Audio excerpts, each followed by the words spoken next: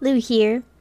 Today's video is a somber one, but it's one I've gotten a lot of requests for, and I see a lot of people bringing it up in the Vocaloid community, so today let's talk about Vocaloid producers who are no longer with us.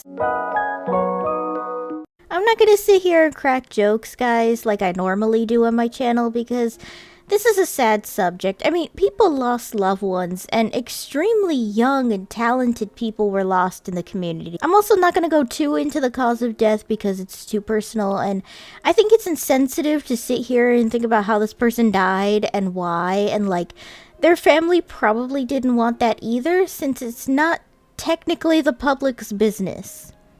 Alright, let's get started.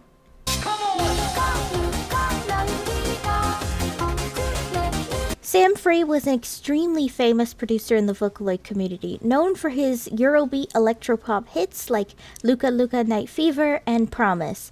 And let me tell you, both of these songs are amazing. Luka Luka Night Fever was one of the first Vocaloid songs I learned in Japanese, and to this day I can't help but sing along every time it pops up on my playlist or when I get perfect in Project Diva. These weren't his only songs though. He was known for his night songs, kind of following the concept of Luka Luka Night Fever, so he had hits like Megu Megu Fire Endless Night, Teto Teto and the Wonder Night, Miki Miki Romantic Night, and Pico Pico Legend of the Night. The last one is a beloved one because of the fact that the fan favorite Vocaloid Pico Utatane doesn't have a lot of hits, so the fact that Sam Free made one makes people feel grateful at least one producer did a song for him. Sadly, Sam Free passed away on September 24th, 2015 at 31 years old from an unknown cause. I've seen some speculate a lot of different things, but obviously his family doesn't want to disclose that, so that's their business, you know.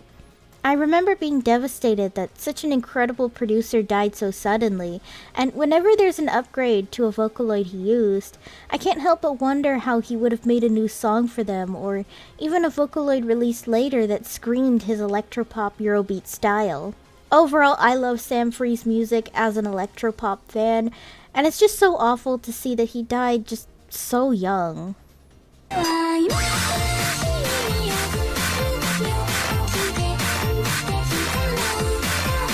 Sadly, PaPaP wasn't too well known in the Vocaloid community. He was known for his songs City Lights, Lo-Fi Heartbeat, and Young Girl A, which City Lights became popular in the community due to the innovative MMD motion made for the song. Young Girl A seems to be his most popular song at an astounding 137 million views on YouTube, which is insane. That's contending with smash hits in the Japanese community like Renai Circulation, Lollygod Requiem, and Hai Yorokonde. Like, I'm so glad he had at least one supermassive hit because he really does deserve it. While Lo-Fi Heartbeat is already obscure, it was a commissioned song for the premise of the Utao voice bank Kemono ne Ro, where it was later remastered for Ro's relaunch as a Vocaloid voice bank named Shikiroen. Which is a shame because he had some really great songs like Wondertaker, Q, Can't Even Age Normally, and Goodbye Everyone. His music always had this dreamlike quality with lyrics discussing loneliness, a desire to never grow up to avoid pain, and a loss of enthusiasm in living.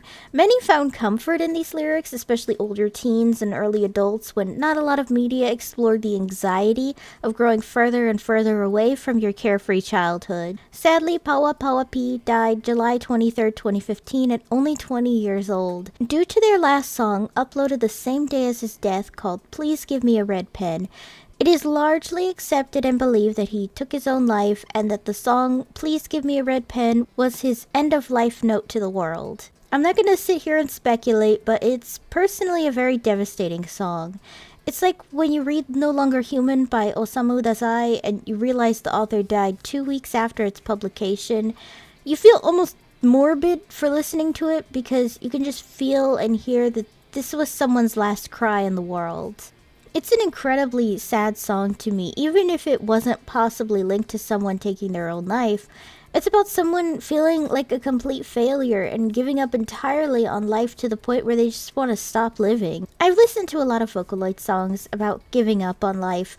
Goodbye by Circus P is one that comes off the top of my head, but Something about this song feels like I'm practically listening to someone's diary from just the extremely personal lyrics. Not all is entirely devastating when friends of PaPaP found betas, demos, and unreleased songs and worked together to slowly release and finish these songs by him. These include For Now, Before You're Gone, and Healthy End as just a brief example.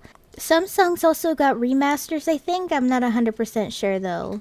Just that preservation of the quality of his music is actually surprisingly good. Overall, this was one of the saddest losses to hear about in the community because he was just so unbelievably young. My goodness, he was barely an adult in Japan when you're considered an adult at 20. That's just so gut-punching to me. While not a Vocaloid producer, he was a video editor and music video creator for Vocaloid producers, and his work was honestly super memorable, but didn't have too much work under his belt because of his very brief career before passing. He was mainly known for the music video for Change Me by Shu-T and Viva Happy by Michi M, both of which show off his signature style of combining 2D images with MMD animation. Change Me was sort of like a proof of concept. Well, I honestly think Viva Happy was the perfected version of this style, and it's such an innovative showcase of the MMD community's talents. There are music videos he made for producers, but he also made a ton of fan-made videos in MMD like Odds and Ends by Supercell or Rio, Time Machine by 40MP, and Age Age Again by Michi M. Honestly, I love his Age Age Again video so much that I feel like it should have been the official instead of the opening animation for Project Mirai. He actually continued to make MMD videos up until his death, and honestly his last video felt totally like a clip from an anime, so I think it says a lot that he continued to innovate in his own way. Sadly, brother passed away on March 14th, 2023 at an unknown age and stated to be from an unnamed pre-existing health issue. It's so sad to me because I feel like he inspired just so many animations in the MMD community at some point or another, and to have a talent like that gone is so sad, especially from an illness because the human body just kinda sucks.